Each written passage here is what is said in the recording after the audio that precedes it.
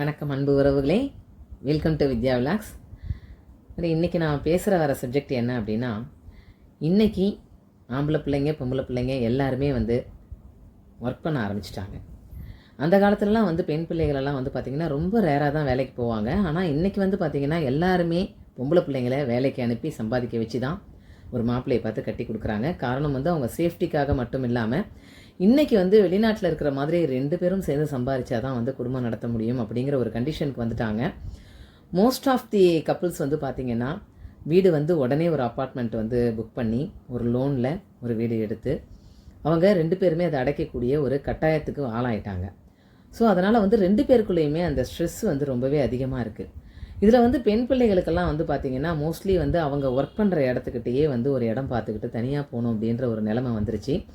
அதனால் இன்றைக்கி ட்ராவலிங் டைமும் அதிகமாகிடுச்சு, அஃபிஷியலாக அவங்களுக்கு ஸ்ட்ரெஸ்ஸும் அதிகமாகிடுச்சு. ஸோ அதனால் அவங்க ஹஸ்பண்டை பார்க்குறதோ குழந்தைய பார்க்குறதோ இல்லை வீட்டை க்ளீன் பண்ணுறது அந்த டயத்துக்குள்ளே எல்லாத்தையும் முடிக்கணுங்கிற அந்த ஒரு டென்ஷனுக்குள்ளேயே இன்றைக்கி உள்ள மருமகளுங்கள்லாம் இருந்துக்கிட்டு இருக்கிறாங்க.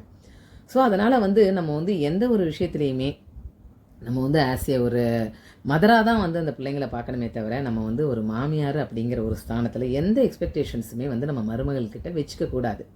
காரணம் என்னென்னா, அந்த இடத்துல இருந்து பார்க்கும்போது அதுங்க படிச்சுக்கிட்டே இருந்திருக்கும். அந்த வீட்டில் இருந்து அவங்க வெளியில் வரும்போது பார்த்திங்கன்னா ஃப்ரெஷ்ஷாக அவங்க எதுலேயுமே கான்சன்ட்ரேட் பண்ணியிருக்க முடியாது. ஏன்னா பேரண்ட்ஸ் அப்படியே ஊட்டி அந்த பிள்ளைங்களுக்கு என்ன பிடிக்கும்னு பார்த்து அப்படியே வளர்த்துடுறாங்க. ஸோ அது மாதிரி வேறு வழி இல்லை. இன்றைக்கி உள்ள எஜுகேஷன் சிஸ்டமும் அப்படி தான் இருக்குது.